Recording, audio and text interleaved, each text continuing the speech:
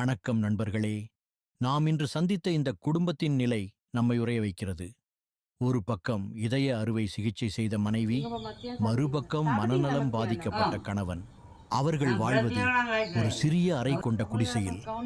அந்த சிறிய இடத்திற்குள்ளேயே சமையல், உறக்கம் என அனைத்தும் முடங்கி கிடக்கிறது. இதைவிட பெரிய வேதனை என்னவென்றால், அவர்கள் வீட்டில் கிணறு வசதியோ அல்லது கழிப்பறை வசதியோ கிடையாது.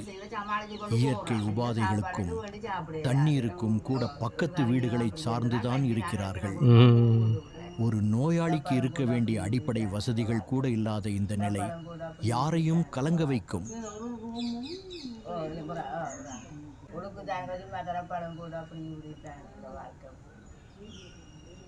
அப்போ இது கிணத்தடி வாஷ்ரூம் அது தண்ணிகள் அவள் செய்தட்டுக்கும் கொஞ்சம் கும்பிட்டுருவா.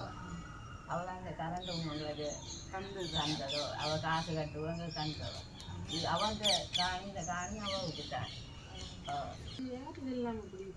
இது சிறிய எங்களுக்கு காணியும் இல்லை. சிறிய தேவை செத்துட்டா நாங்கள் இதில் இருக்கிறோம். அங்கே இருக்கிற அம்மா அங்கே இருந்தால் அவங்களோட நம்பரை எடுத்துனாங்க. சுய தொழில் ஏதாவது இப்போ செய்ய கஷ்டம். 20 வருஷமும் கிளினி நாங்கள் செய்யல. காட்டு கிடக்கு, கிளினி காட்டு புத்தகங்கள்லாம் கிடக்குது. இது நார்மலாக நாங்கள் ஆக்களை தேடி அங்கே எடுத்து விசாரித்து உண்மை இருந்தால் கொடுக்குறது. அதுக்கு வேறு யாருக்கும் உதவி செய்கிறது. எங்களோட சகோதரத்தில் 2 ஆம்பளை பிள்ளைகள் காட்டு தேய்க்கு நிறுத்திட்டோம்.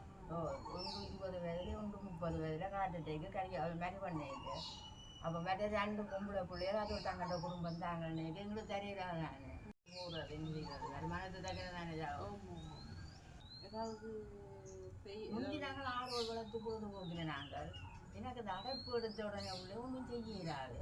முந்தியோடு நாங்கள் ஆடோட வளர்த்து வாழ்வாதாரத்துக்கு ஆடு வந்தவை அப்போ அதை வளர்த்துட்டு அப்போ இப்போ நான் செய்யறாத ஆடு இப்போ கஷ்டம் என்னது சாமான வழி நம்பில.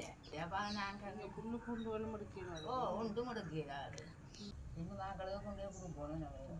எத்தனை பேர் எடுத்து நீங்கள்? நாங்கள் அப்படி இல்லை. நாங்கள் மந்த்லி செய்கிறேன்.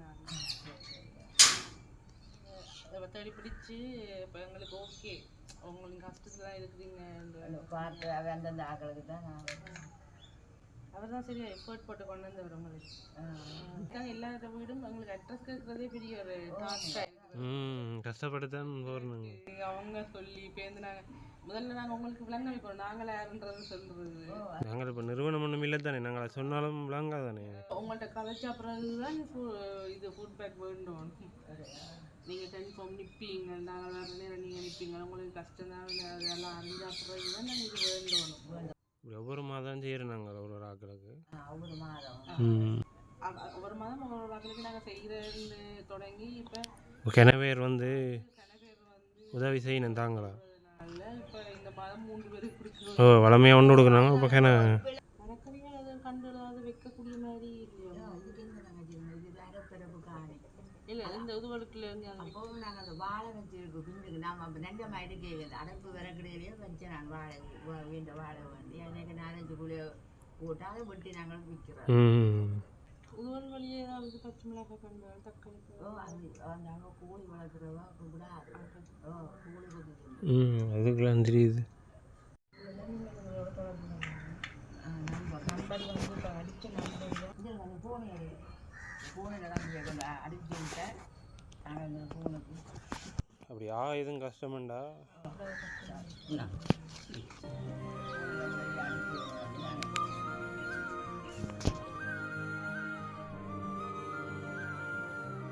இந்த மகத்தான் உதவி சாத்தியமானதற்கு மிக முக்கியமான காரணம் சமூக மறுமலர்ச்சி கழகம்தான். இன்று இந்த குடும்பங்களின் கண்ணீரை துடைக்க எங்களுக்கு பலத்தை தந்தது.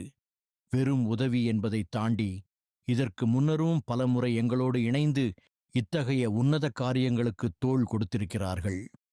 அது மட்டுமின்றி இனியும் வரும் காலங்களில் இவர்களைப் போன்ற தேவையுடையவர்களுக்கு தொடர்ந்து கை கொடுக்கப் போவதாக உறுதி அளித்துள்ளார். உதவி செய்ய வேண்டும் என்ற எண்ணம் மட்டும் இருந்தால் போதாது, அதைச் சரியான இடத்திற்கு கொண்டு சேர்க்கும் அந்த பெருந்தன்மைக்கு எங்களின் மனமார்ந்த நன்றிகள். இந்த அன்பின் பயணம் இவர்களோடு இணைந்து என்றும் தொடரும். நன்றி.